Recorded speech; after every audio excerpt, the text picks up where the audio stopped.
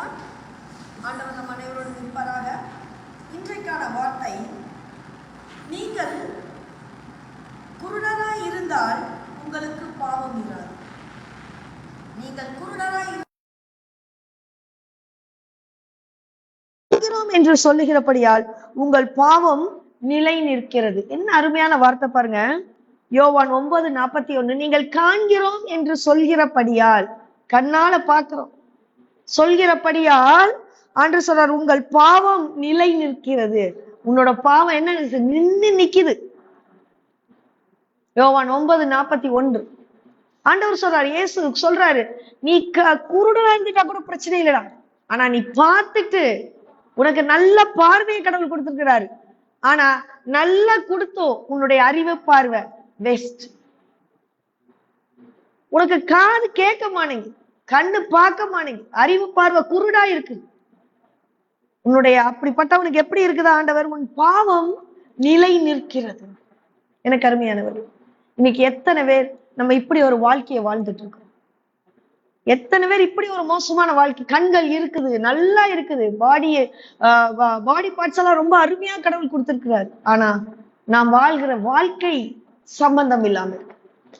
இப்படி வாழ்ற நாம ஒரு நிமிடம் உங்களுடைய உள்ளத்தை ஆண்டவருக்கு கொடுத்து, ஆண்டவரே, நான் இந்த வாழ்க்கையை தான் வாழ்ந்துட்டு இருக்கிறேன், என் கண்களை திறந்தருள்வீராக. பிரேயர் பண்ணுவோமா? தகப்பனே, எங்களுடைய இதயத்தை உம்மிடத்தில் ஒப்பு கொடுக்கிறோம் அப்பா. எத்தனையோ பேர் அன்னைக்கு காலகட்டத்துல அறிவு குருடராய் வாழ்ந்திருக்கிறாங்க ஆண்டவரே. அந்த அறிவு குருடர்களில் ஒருவராய் நாங்கள் வாழ விரும்பவில்லை அப்பா. உம்முடைய கிருபையால் எங்களை நிறைத்தரும், உம்முடைய ஞானத்தினால் எங்களை நிறைத்தருவீராக. உம்முடைய ராஜ்யத்தில் நாங்கள் வர எங்களுக்கு கிருபை செய்வீராக. இயேசுவின் மூலம் ஜெபங்களும் நல்ல பிதாவே, ஆமென். எனக்கு அருமையானவர்களே, யோவான் 9:9 அதிகாரத்தை இன்னைக்கு மெசேஜோட மையப்பகுதியை எடுத்திருக்கிறேன். அதாவது இதுல வர்றதுல என்னன்னா, ஒரு பிறவி குருடன், 9வது அதிகாரம், பிறவி குருடன் ஒருத்தர் இருக்கிறான். அவன் பாத்தீங்கன்னா, அப்பொழுது அவனுடைய சீஷர்கள் அவரை நோக்கி, ரபி, அவனை பார்த்துட்டு அவனுடைய சீஷர்கள் கேட்கிறாங்க, இவன் குருடனாய் பிறந்தது யார் செய்த பாவம்? இவன் செய்த பாவமோ, இவனை பெற்றவர்கள் செய்த பாவமோ என்று கேட்டார்கள். புரியுதா? இயேசு பிரதியுத்தரமாக, இது இவன் செய்த பாவமும் இல்லை, இவன் பெற்றவர்கள் செய்த பாவமும் இல்லை, தேவனுடைய கிரியைகள் இவனிடத்தில் வெளிப்படும் பொருட்டு இப்படி பிறந்தான் அப்படிங்கிறார். புரியுதா? அதுக்கு பிறகு அவனுடைய கண்ணுல சேர் உண்டாக்கி அவனை கண்ணுல வச்சு சீலவாம் நதியில போய் கழுவிட்டு வர சொன்னாரு. அவருக்கு பார்வை அடையும். இதுதான் இந்த நற்செய்தியின் அர்த்தம். இப்போ மனிதன் இப்ப இத அவன் கண்ணு தெரிஞ்சிருச்சுன்னு நம்ப மாட்டேங்கிறாங்க. புரியுதா? அப்போ அவர்கள் அவனை நோக்கி, பாருங்க,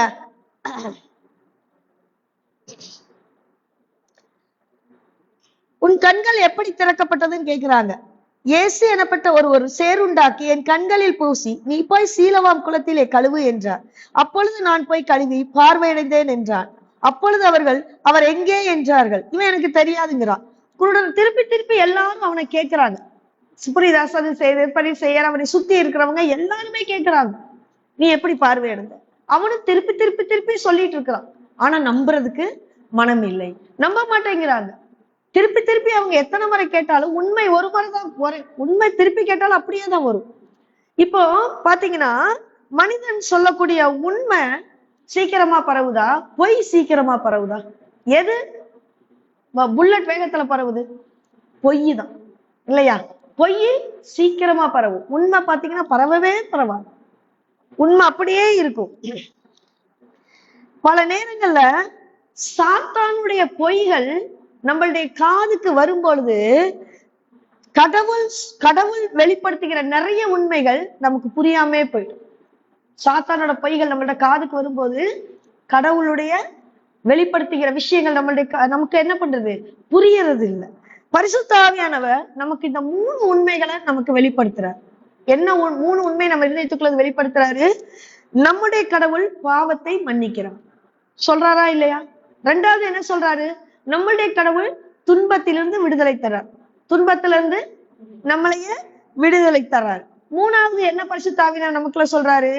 இந்த மரணத்தை ஜெயித்து, இந்த உலகத்தோட மரணம் இருக்குது, ஆனா அதையே தாண்டி ஒரு நிலை வாழ்வை நமக்கு தரார். இந்த 3 விஷயத்தை தான் பரிசுத்த ஆவியானவர் நமக்கு உணர்த்துறார். ஆனா இந்த 3 விஷயமும் எதை சேர்ந்து வருது சொல்லுங்க? எதை சேர்ந்து வருது? இப்போ ஃபர்ஸ்ட் விஷயம் என்ன? பாவத்தை மன்னிக்கிறார். எப்ப ஒரு மனுஷனோட பாவத்தை நம்ம மன்னிக்க முடியும் சொல்லுங்க? இரக்கம். இரக்கம் இருந்தாதான் பாவம் அவர் இரக்கம் காட்டுறதுனால நம்மளுடைய பாவம் மன்னிக்கப்படுது. 2வது, துன்பத்திலிருந்து விடுதலை. அவர் இரக்கம் காட்டுறதுனால நம்மளுடைய கஷ்டத்துல இருந்து நமக்கு விடுதலை கிடைக்கும். அவர் இரக்கம் காட்டுறதுனால எனக்கு நிலைவாழ்வு கிடைக்குது. இந்த 3 விஷயமே ஒரு விஷயத்தை போக்கஸ் பண்ணுது. என்ன விஷயம் அது? இரக்கம் காட்டுகிறவர். இறைவன் இரக்கம் காட்டுகிறவர். இந்த ஒரு விஷயத்தை போக்கஸ் பண்ணுது. அப்ப இந்த ஒரு விஷயத்தை போக்கஸ் பண்றதுனால இந்த இரக்கம் காட்டுதலை நமக்கு என்ன பண்றான்? பொய் சொல்லி நம்மளை மறுதளிக்க வைக்கிறோம். அதனாலதான் கடவுள்கிட்ட நம்மளால யாரும் போக முடியறது இல்ல. அப்போ சாத்தான் நமக்கு தடைகளை விதிச்சுட்டே இருக்கிறான். இந்த நற்செய்தியில இயேசு பார்வையை கொடுக்கிறார். பார்வையற்றவனுக்கு ஒரு பார்வையை கொடுக்கிறார். ஆனா அங்க பார்வையுள்ள ஒரு கூட்டமே இருக்குது. அவங்களுக்கு பார்வை இல்லை, வெளியரங்கமான பார்வை இல்ல, அவங்களுக்கு அறிவு பார்வை இல்லாம இருக்கு. வெளியரங்கமான பார்வை இருந்தும் அவங்களுக்கு என்ன? அந்த கூட்டத்துக்கு அறிவு பார்வை இல்லை. அந்த அறிவு பார்வை தான் இங்க வெளிப்படுத்தப்படுகிறது. புரியுதுங்களா? இங்க ஒரு மனுஷனுக்கு பாத்தீங்கன்னா, அவங்க ஒருத்தர் கேக்குறான், அந்த கூட்டத்துல ஒருத்தர் கேக்குறாங்க, ஆண்டவரே, இவன் பார்வையிட்டு இருப்பது இவன் செய்த பாவமா, இவனை பெற்றவர்கள் செய்த பாவமா? புரியுதா? இன்னைக்கு நிறைய பேர் அப்படிதான் கேட்கிறோம். நம்மளுக்கு ஒரு கஷ்டம் வந்தா, நம்மளுக்கு ஒரு இழப்பு வந்தா, நமக்கு ஒரு துன்பம் வந்தா, இவன் செய்த பாவமா, இவன் அம்மா அப்பா செய்த பாவமா சொல்றோமா இல்லையா? அந்த கூட்டத்துலதான் நம்ம இருக்கோம். நம்ம அப்ப எந்த கூட்டத்துல இருக்கிறோம்? இந்த வார்த்தையை சொன்னா புரிஞ்சுக்கணும். புரியுதா? அப்போ யூசுவாவே அன்னைக்கு ஏன் இந்த மாதிரி ஒரு வார்த்தைய அவங்க கேட்கறது ஒண்ணும் பெரிய விஷயம் இல்லை. அவங்க அன்னைக்கு என்ன நம்பிட்டு இருந்தாங்க இஸ்ரவேல் ஜனம்னா, ஒரு மனுஷன் சந்தோஷமா இருந்தா அவன் கடவுளால் ஆசீர்வதிக்கப்பட்டிருந்தான். ஒரு மனுஷன் கஷ்டத்திலேயோ துன்பத்திலேயோ வியாதியிலையோ இழப்புலையோ இருந்தா அவன் தான் சபிக்கப்பட்டவன்.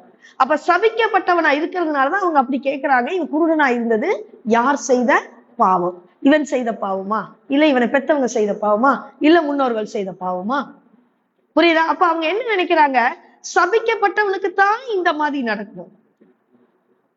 ஆனா ஆண்டவர் இயேசு இந்த பார்வையுமே மாற்றுகிறார். என்ன மாற்றுறாருன்னா, அவர் அழகா சொல்றாரு, துயரம் அடைகிறவர்களே நீங்கள் பாக்கியவான்களாய் இருப்பீர்கள், கஷ்டப்படுறவங்களே நீங்கள் பாக்கியவானாய் இருப்பீர்கள், துன்பப்படுகிறவர்களை நீங்கள் பாக்கியவான்களாய் இருப்பீர்கள். அப்ப நீ பாக்கியவான், நீ ஆசீர்வதிக்கப்பட்டவன், நீ பாக்கியவான். நீ கஷ்டப்படுறியா? நீ பாக்கியவான். வருத்தப்பட்டு பாரம் சுமக்கிறையா? வா நீ என்கிட்ட, நீ பாக்கியவான், என்கிட்ட நீதான் வர முடியும். இப்ப இந்த பார்வையவே மாற்றி போடுகிறான். ஆனா நம்ம மாறணும். நம்ம அப்படியே அந்த பார்வையில தான் இருக்கும். புரியுதா? அப்போ கடவுளை பற்றிய மனிதனுக்கு கொடுக்கக்கூடிய தவறான அறிவு, அதாவது கடவுளை பற்றி நான் தவறாக புரிந்து கொள்ளுகிற போது நான் கடவுளுக்கு அருகில் வருவதற்கு இது தடையாக இருக்குது. அப்ப கடவுளை பற்றி தவறான எண்ணம் நமக்குள்ள இருக்குது. சொல்றது புரியுதா?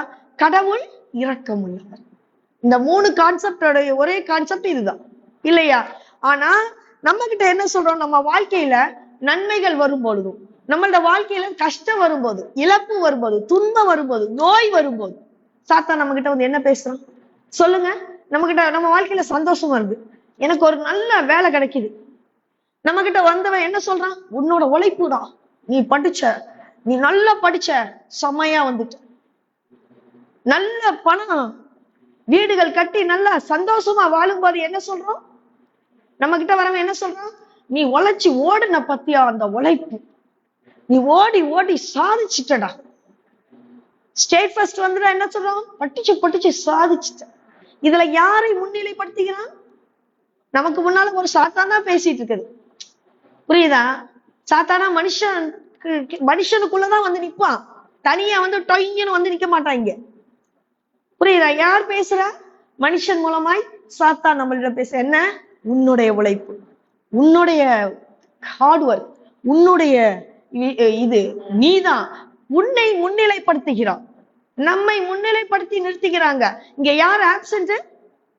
கடவுளுக்கு இங்க இடம் இல்லை. நம்மளோட வாழ்க்கையில கடவுளுக்கு இடம் இல்லை. ஆனா ஆண்டவர் சொல்றாரு, ஒரு அடி எடுத்து வைக்கிறது கூட, நீ காலை வச்சு ஒரு அடி எடுத்து வைக்கணும்னா கூட என்னுடைய கிருபை இல்லாமல், என்னுடைய எண்ணம் இல்லாமல் அது நடக்காதுன்னு பைபிள்ல இருக்குது. நீ இன்னைக்கு ஒரு அடி எடுத்து வைக்கணும்னா அது கடவுள் நினைக்கணும். ஒரு அடி எடுத்து வைக்கும் போது கால் சுண்டி இழுத்துக்குச்சுன்னு வச்சுக்கோ, பேரலிசிஸ் அட்டாக் வந்துருச்சுன்னு வச்சுக்கோங்க, என்ன ஆகும்? நீ நினைச்சா கூட எடுத்து வைக்க முடியாது. ஒரு அடி எடுத்து வைக்க, அப்படியே எடுத்து வச்ச கால ஆக்சிடென்ட், லாரி அடிச்சுட்டு போச்சுன்னா ஒரு அடி எடுத்து வைக்க முடியாது.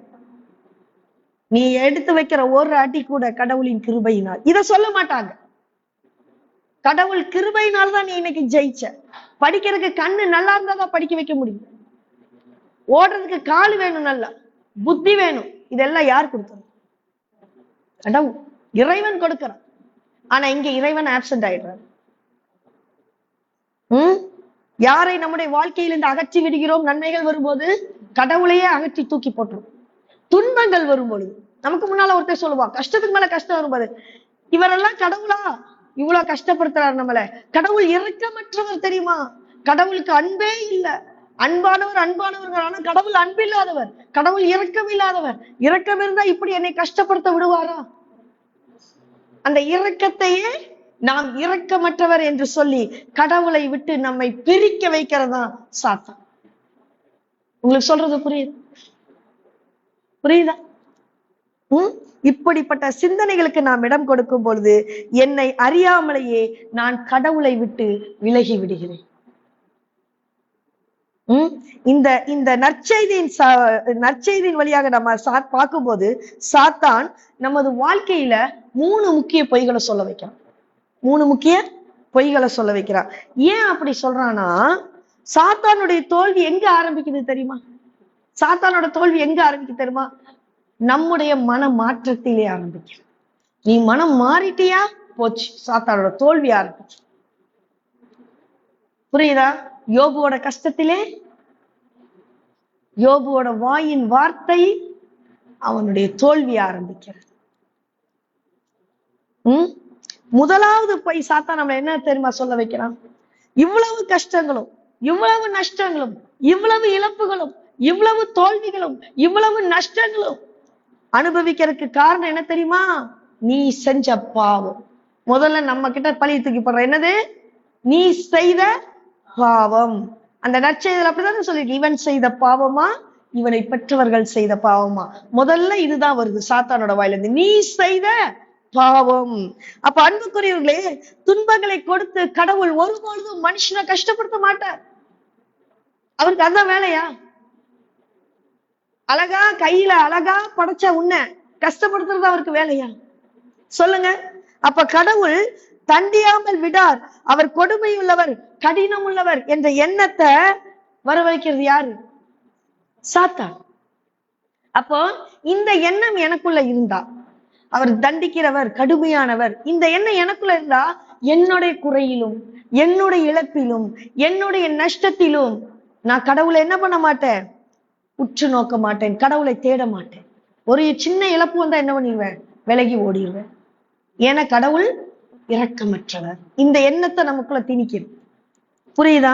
காரணம், சாத்தானுக்கு தெரியும் எங்கெல்லாம் துன்பங்கள் வருகிறதோ, யாருக்கெல்லாம் வேதனைகள் வருகிறதோ, யாருக்கெல்லாம் கஷ்டங்கள் வருகிறதோ, யாருக்கெல்லாம் இழப்புகள் அதிகமாய் வருகிறதோ, அவர்கள் இறைவனை நோக்கி கூப்பிடும் பொழுது இறைவன் வருவார் என்பது உங்களை விட சாத்தானுக்கு தெரியும். அதனால என்ன பண்ணுவான்? அந்த இரக்கமற்றவனையா நீ கூப்பிடுகிறாய், கடவுள் இரக்கமற்றவன். உடனே நம்ம வாய் என்ன சொல்லுவோம்? அறிக்கையிடும். இவர கடவுளா? 10 குழந்தை இழந்தான் யோபு, கடவுளான்னு கேட்கல, கொடுத்தார் எடுத்தார் என்றார். இன்னைக்கு நம்ம எப்படி பேசிட்டு இருக்கோம்? ஒரு பிசினஸ் லாஸுக்கு நம்ம கடவுளை போட்டுறோம் தெரியுமா? பணம் தானே போச்சு, ஆனா கடவுளை என்ன பண்றோம்? இவர் ஆசீர்வதிக்கவே தேவன். அன்பார்ந்தவளே, பைபிள் ஸ்டார்டிங்ல இருந்து எண்டு வரைக்கும் வாசிக்கும் போது கடவுள் கோபம் உள்ளவராக, தண்டிக்கிறவராக, தண்டிக்கும் இறைவனாக, பைபிள் வெளிப்படுத்துறது மக்கள் தவறுகள். பைபிள்ல பழைய ஏற்பாடுல பார்த்துட்டு இருந்தீங்கன்னா, தவறு செய்யும் போது பாத்தீங்கன்னா அவங்களுக்கு கடவுள் நோயை தருவார். அப்புறம் என்ன தருவாரு? அவங்களுக்கு துன்பங்களை அனுமதிக்கிறார். அப்புறம் என்ன தராரு? அவங்களுக்கு போர்ல தோற்று போற மாதிரி செஞ்சிருவார். அப்படிதானே பழைய ஏற்பாடுல எல்லாம் ஆண்டவர் சில துன்பங்களை வாழ்க்கையில அனுமதிக்கிறார். இதெல்லாம் துன்பங்கள் தான், அவர் அனுமதிக்கிறது தான். ஏன் அந்த துன்பங்களை அனுமதிக்கிறாரு? அதுக்கு பேர் தண்டனை இல்லை, தண்டிப்பது இல்லை. அதுக்கு பேர் தண்டனை இல்லை. மனிதன் கடவுள்கிட்ட வர வேணும் என்பதற்காக இதை அனுமதிக்கிறார். இதை கூட நம்ம புரிஞ்சுக்கிறது இல்லை, புரியுதா? ஆனா மனிதன் செய்த பாவத்திற்கு தண்டனை உண்டு, அது நிச்சயம். எப்படிப்பட்ட தண்டனை? கடவுள் என்னுடைய பாவ நிலையிலேயே எனக்கான மாற்றத்தை உருவாக்கி தர விரும்புகிறேன். எப்படி? இப்ப நான் தப்பு செஞ்சுட்டேன் இல்லையா, நான் பாவம் செஞ்சுட்டேன். ஆனா ஆண்டவர் சொல்லுவாரு, மகனே நீ போற வழி சரியில்லை, நீ பேசுற வார்த்தை சரியில்லை, உன்னோட எண்ணம் சரியில்லை, நீ இப்படி சிந்திப்பது தவறு, நீ இப்படி என்னை பத்தி நினைப்பது தவறு, நீ அவனுக்கு துரோகம் செய்வது தவறு. இப்படி கடவுள் ஒவ்வொன்றாக நம்ம மனசுல சிந்தனையில அறிவை தருவார், பேசுவார் அப்படி எண்ணங்களோட. ஆனா நம்ம என்ன பண்றோம்? அகங்காரத்தோட நான் செய்யறதா சரி, நான் செய்யறதா சரி, நான் அப்படிதான். அப்போ நான் அந்த வாய்ப்புகளை புறக்கணிக்கிற போது, புரியுதா? அவர் சொல்ற எண்ணங்கள், அந்த வாய்ப்புகளை நான் புறக்கணிக்கிற போது தீமை என்னிலே தண்டனையாக மாறுகிறது. புரியுதா? நான் செய்யற அந்த தீமை தான் எனக்கு தண்டனையா மாறுதே ஒழிய கடவுள் தண்டிக்கவில்லை. அதான் வேதம் கிளியரா சொல்லும். எரேமியா 2:13 பாத்தீங்கன்னா, என் ஜனங்கள் 2 தீமைகளை செய்தார்கள். என்னது? 2 தீமை. நீங்க தான் தீமை செஞ்சீங்கன்னு சொல்றாரு.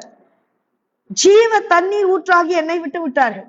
அவர்தான் ஊற்று, அவரை விட்டுட்டோம். எங்கெங்கயோ தேடி ஓடுறோம் தாகத்துக்கு.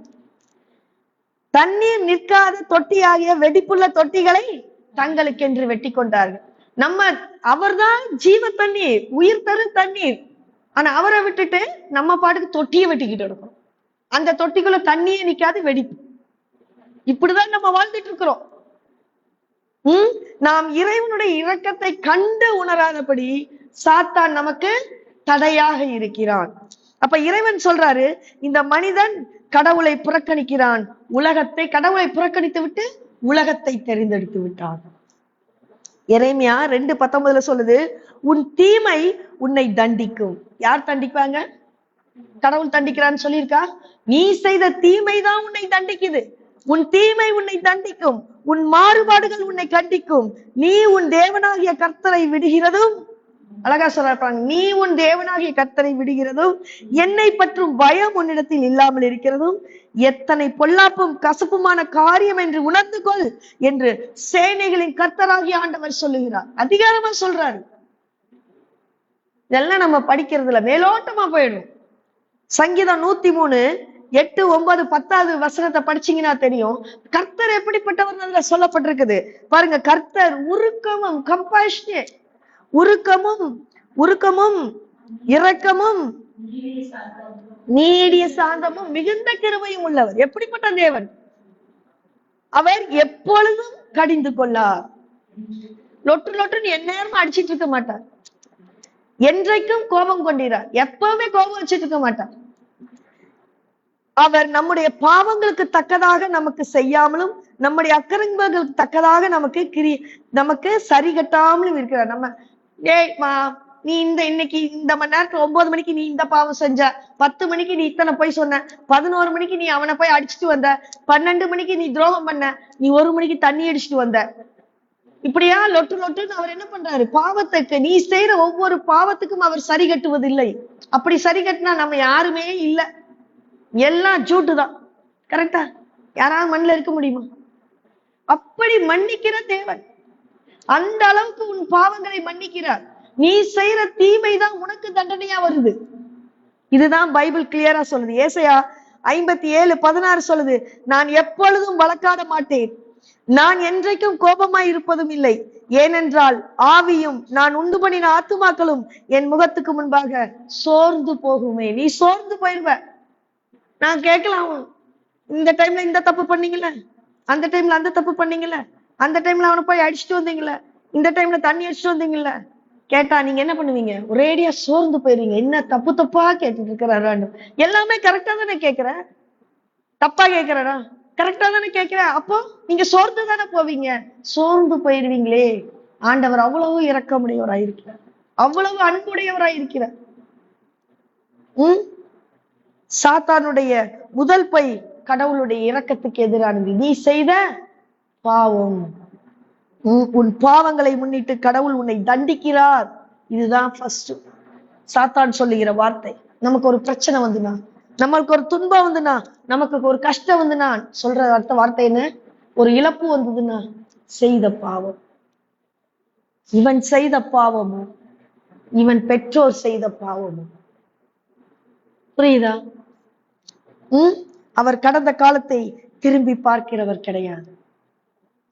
அதனால்தான் ஆண்டவர் சொல்றாரு, இவன் இவன் நோயிற்றிருப்பது, இவன் கஷ்டத்தில் இருப்பது, இவன் நஷ்டத்தில் இருப்பது, இவன் இழப்பில் இருப்பது, இவன் வியாதியில் இருப்பது இவன் செய்த பாவமோ,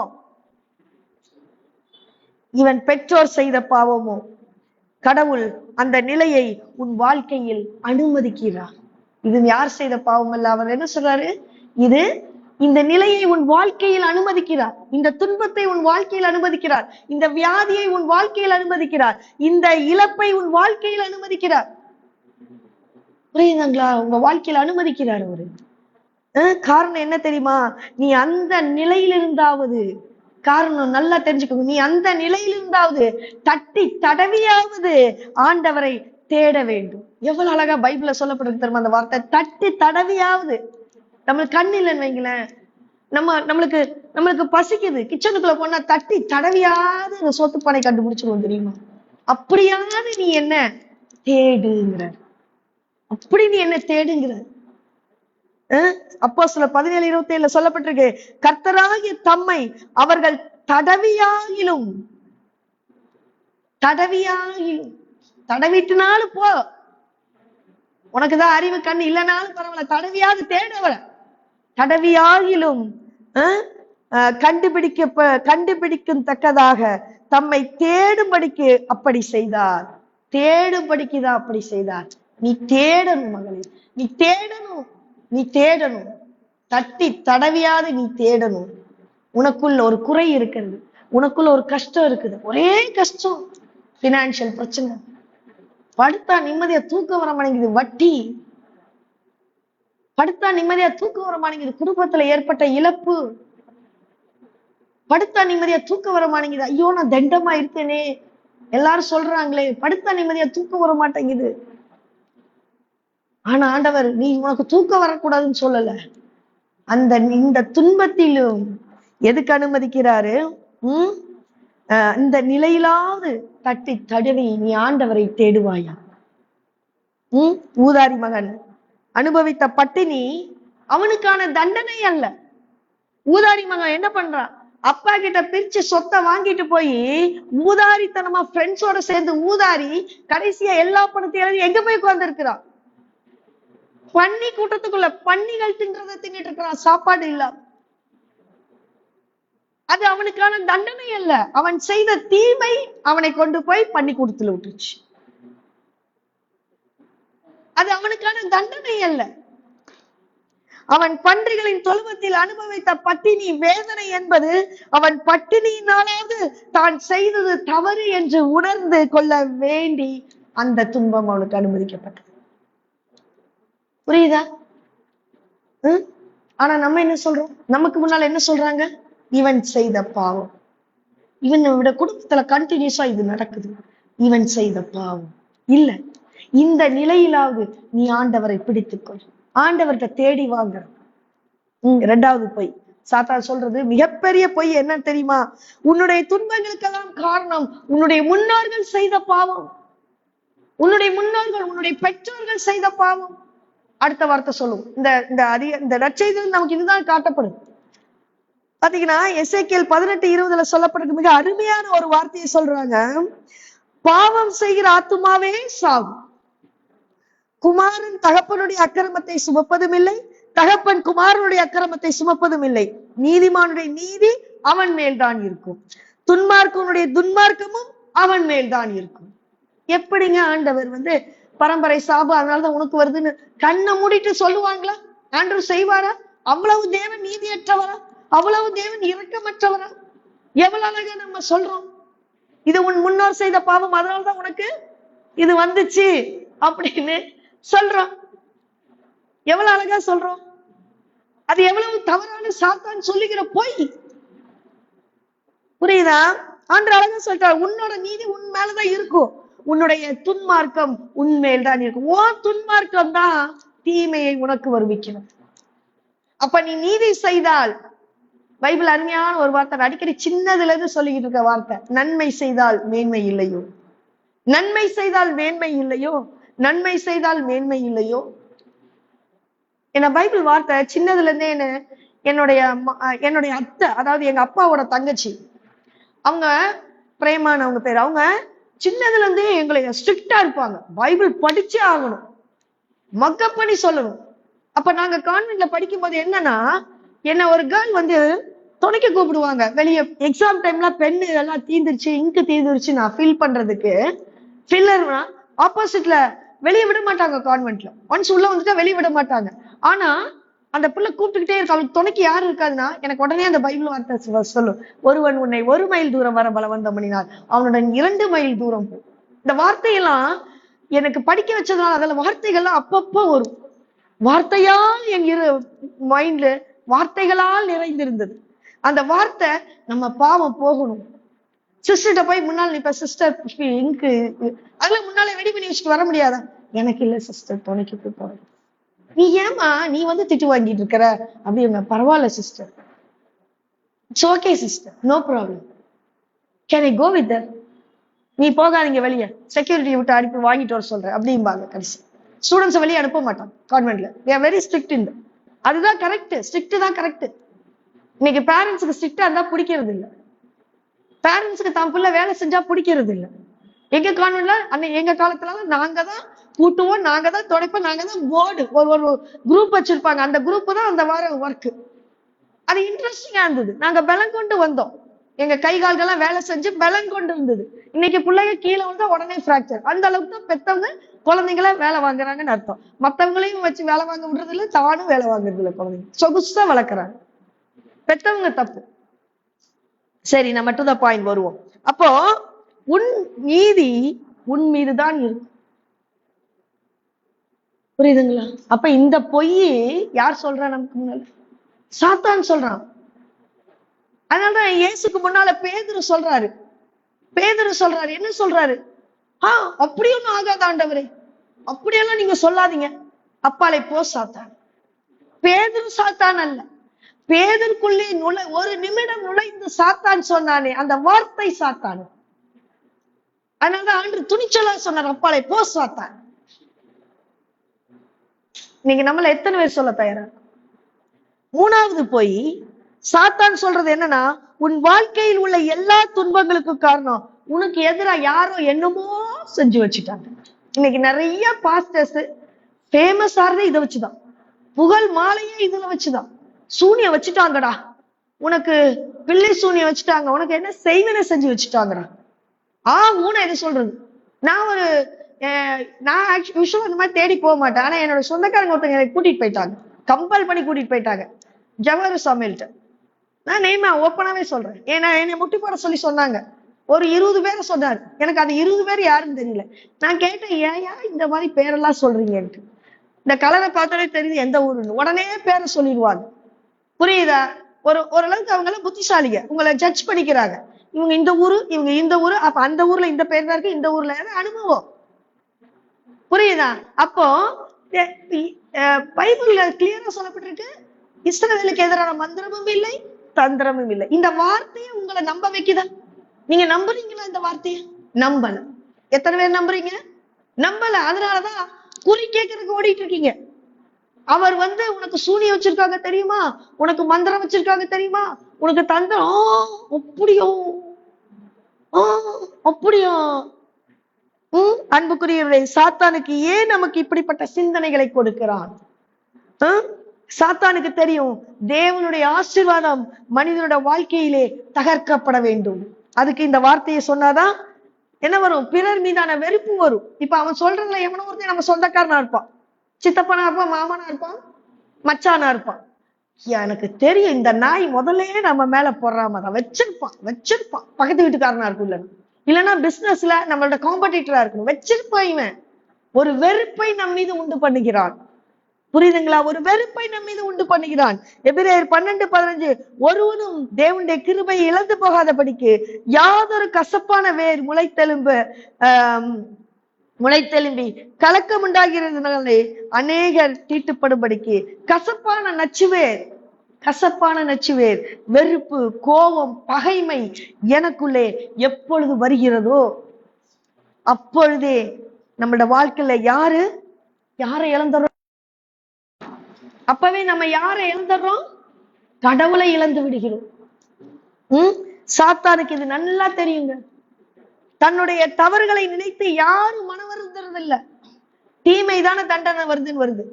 அதை நினைச்சு அப்ப நம்ம என்ன செஞ்சிருக்கோம்னு பார்த்து நம்ம மனம் வருந்தணும், மனது திருந்தணும். அதை செய்யறது இல்ல. அடுத்தவங்க மேல பழியப்படுறது என்னதுங்க? ஈஸி. அடுத்தவங்க மேல பழிய போட்டுது. மாறாக என் பிரச்சனைகளுக்கு எல்லாம் காரணம் இவள் தான். புருஷன்காரட்ட கேட்டா, ஐயோ என் பொண்டாட்டி தாங்க எல்லாத்துக்கும் காரணம். ஈஸியா பழிய மனைவி மேல. ஆதாம் தூக்கி போட்டான் இல்லையா? பழிய மனைவி மேலதான் தூக்கி போட்டான். உயிருக்கு உயிரா, எலும்போட எலும்பு மாம்சமாய் கிடந்தவ அவளை போய் என்ன பழிய போட்டு விட்டுறாங்க இல்லையா? அப்படிதான் புருஷன்காரட்ட கேட்டா, என் தோல்வி காரணமே என் பொண்டாட்டி தாங்க, என் பொண்டாட்டியே சரியில்லை. நல்ல பொம்பளை எல்லாம் வீடு கூட்டி முத்தம் தெளிச்சு எப்படி எல்லாம் இருக்கு, அடுத்தவன் பொண்டாட்டியை பார்த்து பாராட்டிட்டு இருப்பான். தான் பொண்டாட்டிய எவனாவது பாராட்டுறான்? எந்த புருஷன்காரனாச்சும் தன்னுடைய சொந்த பொண்டாட்டிய பாராட்டுறான்? அடுத்த பொண்டாட்டிய பாராட்டுறியப்பா, உன் பொண்டாட்டிய பாராட்டி இருக்கியா? அந்த அவ மனைவி என்னதான் இருந்தாலும் லேட்டா எந்திரிச்சுனாலும் சரி, அவ உனக்கு சாப்பாடு செஞ்சு தரனாலும் நீ தெம்பா வெளியே போய் வேலை செஞ்சுட்டு வர. அவ அந்த குழந்தைய கவனிச்சுக்கிறதுனால தானே நீ என்ன ஒரு வேலை பண்ணுவியா? அதுவே உனக்கு பெரிய பாரமா தெரியுது. அடுத்தவன் பொண்டாட்டிய நீ புகழ்றியே, பொண்டாட்டிய நீ புகழ்றீங்க, எவ்வளவு சந்தோஷமா இருக்கும் இல்லம்மா? பரவாயில்லம்மா. அப்படி ஒரு நிமிடமும் உன் மனைவி உனக்கு கடவுள் கொடுத்தது என்று நீ புகழ்ந்தால் அவள் இன்னும் உயிரையே கொடுப்பான். என் நேரமும் திட்டுறதுனாலதான் அவன் உயிரை எடுத்துக்கிட்டே இருக்கிற. உனக்கு இது போதும், நானே அதிகம் உனக்கு. அடுத்த வார்த்தை வரும் இங்க இருந்து, நானே அதிகம் உனக்கு. எனக்கு 50 பவுன் 100 பவுன்ல எல்லாம் பொண்ணுங்க கியூல நின்னாளுங்க. அப்படி படிச்ச பொண்ணுங்கெல்லாம் கியூல நின்னாளுங்க. பட்டிகாடு நீ என் வாழ்க்கையே போச்சு. நான் ஒரு கவர்மெண்ட் ஜாப் பொண்ணு வந்துச்சு, நான் அவளை கட்டிருந்தா நான் சந்தோஷமா இருந்திருப்பேன். உன்னைய கட்டிக்கிட்டு எனக்கு என்ன லாபம்? லாபத்துக்கா மனைவி? அது வேற இன்னொருத்தர் வேற சொல்லுவாங்க, என் அம்மாவை நீ நல்லா பாத்துக்கிட்டாதான் நீ எனக்கு மனைவி. இது எங்கெங்க இருக்கு பைபிள்ல? எனக்கு புரியல. பைபிள்ல இருக்குதா? கிறிஸ்டியன்ஸ் கேக்குறேன். இந்த கல்யாணம் இருக்கனால உங்களுக்கெல்லாம் நல்ல பாடம் புகட்டணும், பைபிள்ல இருக்கிறத பேசணும். இத பெத்தவங்களே புரிஞ்சுக்கிறது இல்ல. பையனை பெத்த அம்மா சொல்லி வளர்க்கறது இல்ல. மனைவி தாண்டா உனக்கு எல்லாம். எத்தனை பேர் சொல்லி வளர்க்குறீங்க? என் பையன் என் பாக்கெட்டுக்குள்ளேயே இருக்கணும். டேய் நீ சம்பாதிச்சதுல என் கையிலேயே கொடு, நான் வரவு செலவு பாக்குறேன். நீ என்கிட்ட சொல்லிட்டு தான் வெளியே போகணும், என்கிட்ட சொல்லிட்டு தான் நீ திங்கணும், என்கிட்ட சொல்லிட்டு தான் நீ தூக்கணும், எல்லாத்தையும் நான் தான் டிசைட் பண்ணணும். எத்தனை பொம்பளைங்க இருக்கிறீங்க சொல்லுங்க? மாமியார்மார்கள். டாபிக் மாறுது. இருந்தாலும் நான் சொல்றேன், கிறிஸ்டியன்ஸ் எத்தனை பேர் தவறு செய்றீங்க? பாவத்தை நான் பாவி என்று மனம் மாறுறது இல்லை, பழி போட்டுறது. இதுக்கு இவதான் காரணம். அதேதான் பழி போடும். கணவன் மனைவி மேல பழி போட்டுறான். மனைவி சொல்லுவா, உனக்கு இருக்கிற லட்சணத்துக்கு நானே பெருசு. மனைவி அடுத்து சொல்லுவா, என்னை தான். மனைவி சொல்ல முடியுமா? என்னை தான் அவங்க தேடி வந்தாக, இவங்க தேடி வந்தாக, கட்டி கொடுத்தா நல்லா இருந்திருப்பேன் சொல்ல முடியுமா? உடனே கணவனுக்கு ஆம்பளைக்கு சந்தேகம் வந்துடும். முன்னால இதெல்லாம் இருந்திருக்குதா சந்தேகம் வந்துடும். இதுக்கு பயந்தே பெண்கள் சொல்ல முடியறது. ஆனா ஆண்கள் ராஜ்யம்ங்கிறது இதுதான். அடுத்த மனைவி ட்ரெஸ்ஸ ரசிப்பான், தான் மனைவி ரசிக்க மாட்டான். அதே ட்ரெஸ்ஸ தான் மனைவி போட்டா, கழட்டு நல்லா இல்ல இதெல்லாம் உனக்கு. இப்படிதான் நிறைய குடும்பங்கள் வாழ்ந்துட்டு இருக்கு. பெண்கள் மாமியார்மார்களும் நீங்க பழிய போடாம ஆண்டவர் கொடுத்த கட்டளையை நிறைவேற்றணும். கணவன் மனைவிதான் குடும்பம், இதுல எந்த மாற்று கருத்தும் கிடையாது. புரியுதா? கடவுள் நிர்ணயித்து மாற்றுவதற்கு எவனுக்கு அதிகாரம் இல்லை. புரியுதா? அப்போ பழி போடுறது இங்கதான் ஆரம்பிக்கும். குடும்பத்துக்குள்ள நல்லா இருக்க குடும்பத்துக்குள்ள மாமியார் பையன்கிட்ட சொல்லுவான், டே அவன் என்னடா ட்ரெஸ் வேர் பண்றா சொல்றா. பையனுக்கு பிடிச்சிருக்கும், ஆனா அவன் வெளியே சொல்ல மாட்டான். எங்க பாரு, எங்க அம்மாக்கு இந்த ட்ரெஸ் பிடிக்கல, மாத்து. அவன் அவன் ஆம்பளை, அவன் தான் குடும்பத்தோட தலைவன். ஆனா அதுவே அவனுக்கு தெரிய மாட்டேங்குது. பைபிள் படி நீ தான்டா டெசிஷன் எடுக்கணும், நீ ஏன்டா அம்மா டெசிஷனுக்கு நீ வர்ற, அது தெரிய மாட்டேங்குது இன்னைக்கு பிள்ளை பசங்களுக்கு. அப்போ பைபிள் என்ன சொல்லுதோ அதான் நீ ஃபாலோ பண்ணணும். நீ பொய்யான விஷயங்களை பரப்பி விடுகிற, பொய்யான விஷயங்களை. புரியுதா? ஏன் அம்மா அப்பா கொஸ்டின் கேட்க கூடாதா? இல்ல, கல்யாணம் வரைக்கும் தான் நீ கேட்கலாம். கல்யாணத்துக்கு பிறகு நீ கேட்கறதுக்கு உனக்கு ரைட்ஸ் இல்ல. அதுக்கப்புறம் மனைவியை கடவுள் கொடுத்துட்றாரு. நீ இயலாமையில் படுக்கும் போது, நீ முதுமையில் இருக்கும் போது, நீ சாப்பாடு செய்யக்கூட முடியாமல் தளர்ந்து நிற்கும் போது மருமகள் கண்டிப்பா செய்யணும். மாமியார் அன்னைக்கு நீ அப்படி செஞ்சால உன்னை வச்சு செய்யறேன்னு செய்யக்கூடாது. அப்படி நம்மள கடவுள் வச்சு செஞ்சாருன்னா ஸ்க்ரூ டிரைவர் நட்டு திருகிற மாதிரி நமக்கு தான் வலிக்கும். புரியுதா? சோ பிரச்சனைகளுக்கெல்லாம் நாம் அடுத்தவர்கள் முதுகிலே பழியை போட்டோம். இவன் மனம் மாறுவதிலிருந்து விலகி போகிறான். பழிய எது மேல போடுறோம்? சூனி வச்சிருக்கிறது மேல. எவனோ ஒருத்த வச்சுட்டான், நீ என்ன பண்ண? அன்பார்ந்தவர்களே, இதுதான் சாத்தானின் சோதனை என்பது. என்னில் வருகின்ற துன்பம் என் பாவத்தினால் வருகிறதோ, என் முன்னோர்களின் பாவத்தினால் வருவதோ அல்ல. கடவுள் எனக்கு அனுமதிக்கிற துன்பம் என்பது, கடவுள் எனக்கு அனுமதிக்கிற துன்பம் என்பது மனம் மாறுவதற்கான கடவுளின் அழைப்பு. புரியுதா? நான் மனம் மாற வேண்டும். தட்டி தடவியாவது கடவுளை நான் தேட கண்டுகொள்ள வேண்டும். ஆண்டவர் இவ்வாறு செய்கிறார். இறை வார்த்தையை வெளிப்படுத்தி கொடுக்கும் பொழுது, ஆண்டவரே நான் ஒரு பாவி என்று நம்மை ஒத்துக்கொண்டு, என்னுடைய பன்றி தொழுவ வாழ்க்கை அனுபவம், என்னுடைய மோசமான அனுபவம், என்னுடைய துன்பங்களின் அனுபவம், என்னுடைய இழப்பின் அனுபவம் எல்லாம் உம்மண்டை நான் சேருவதற்கு. யாரோ அவனுக்கு எதிராக செஞ்சு வச்சதுல பன்றி தொழுவத்துல கடந்தானே ஊதாரி மகன், செஞ்சு வச்சா அவன் அங்க கிடந்தான். பணக்கார பையன் செஞ்சு வச்சா அவன் கிடந்தான். யாரோ செய்வதல்ல. இனி யாராவது உங்ககிட்ட உனக்கு செய்வனை வச்சுட்டாங்க, சூனிய வச்சுட்டாங்கன்னா நீங்க சொல்ல வேண்டிய வார்த்தை என்ன தெரியுமா? அப்பாலை போ சாத்தான், அப்பாலை போ சாத்தான்.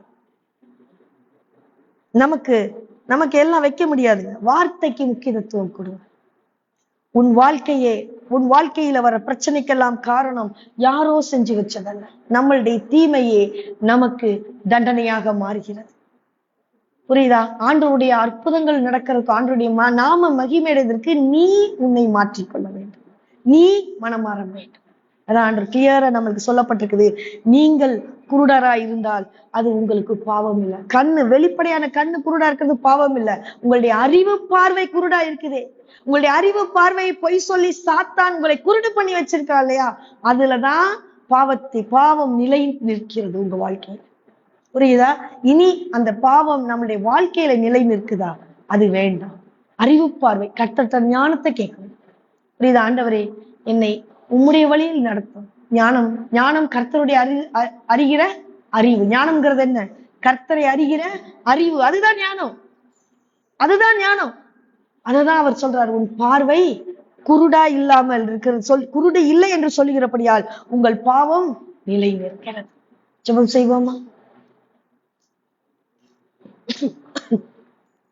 தகப்பனே, இந்த வார்த்தையை கேட்டோம் அப்பா. எங்களோட வாழ்க்கையில இதெல்லாம் நாங்க நடத்தி இருக்கிறோம். எத்தனையோ என்னுடைய மக்கள் கூட்டம் சூனியம் வைக்கிறார்கள். இது இப்படி பண்ணினால் நன்றாய் வரும், இப்படி பண்ணினால் நீ நன்றாயிருப்பாய் என்று சொல்லி ஓடிய மக்கள் கூட்டம் அதிகம். பாவம் என்று சொல்லிய மக்கள் கூட்டம் அதிகம். இழப்பிலே நிந்தித்த மக்கள் கூட்டம் அதிகம். எல்லாம் இந்த கிறிஸ்தவர்கள் மத்தியிலே இருந்து கொண்டிருக்கிறது. மக்கள் அறியாமல் தேடி ஓடிக்கொண்டிருக்கிறோம். மன்னியும் தகப்பனே, எங்களை வழி நடத்துவீராக. எங்களை உம்முடைய ஞானத்தினால் நிரப்புவீராக. உம்மை அறியும் அறிவை எங்களுக்கு தந்தருவீராக. உம்முடைய வார்த்தை எங்கள் இதயத்திலே கிருபை செய்யும். இயேசுவின் மூலம் ஜெபங்களும் நல்ல பிதாவே, ஆமென். எனக்கு அருமையானவர்களே, go to YouTube Unshackled Ministry share பண்ணுங்க, சப்ஸ்கிரைப் பண்ணுங்க, லைக் பண்ணுங்க. கடவுளுடைய வார்த்தையை ஷேர் பண்ண தயங்காதீங்க. எத்தனையோ ஷேர் பண்றீங்க, கடவுளோட வார்த்தையை மட்டும் ஏன் ஷேர் பண்ண மாட்டேங்கிறீங்கன்னு தெரியல. யாரோ ஒருவருடைய ஆத்தும் பலனடையும். தேங்க்யூ. Praise God.